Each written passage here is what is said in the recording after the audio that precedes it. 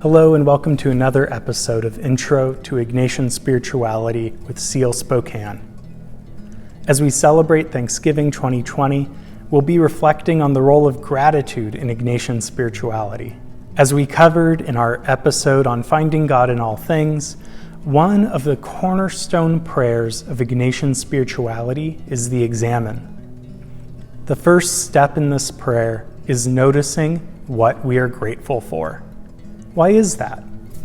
Well, it all goes back to Ignatius's discernment of spirits and the principle and foundation in the spiritual exercises. If we were created to praise, reverence, and serve God, Ignatius suggests that we will then more lovingly and gladly do that if our hearts, minds, and souls are united to God in gratitude. When we find ourselves in a place of deepening love, joy, or other holy movement, our spirit is also naturally moved to gratitude. Practicing thanksgiving every day can create a habitual attitude of gratitude so that even when life gets hard or God seems distant, we can still give thanks to God in love. As author Ronald Rolheiser puts it, a saint is a person fueled by gratitude, nothing less. If we look to our own worship as Catholics, we also remember that the word Eucharist comes from a Greek word, literally meaning thanksgiving.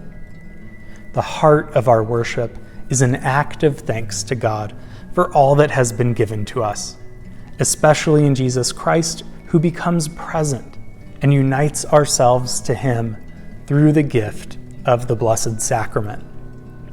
In the midst of a world in chaos and confusion, Jesus comes into our midst and unites us with Him.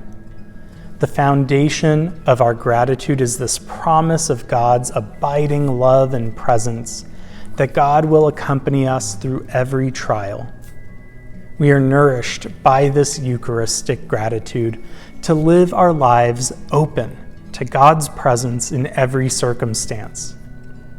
This year especially, we all recognize that while there is so much that we didn't expect and that hasn't gone as planned, there have also been big and small events in our lives and in the world that we can be thankful for. Amid unspeakable grief and cries for justice, God continues to be near us, cultivating a gratitude that allows us to pay attention to God's presence with us every day in both what is joyful and challenging. Filled with gratitude in God's presence, we may hear God's call and invitation to action in response to the grief and injustice in our lives and throughout the world. Who and what are you grateful for this week? Consider commenting and sharing on this video as a way to make concrete your gratitude and share some light with others. May your gratitude be fuel for your spiritual journey. Thank you for watching, and God bless.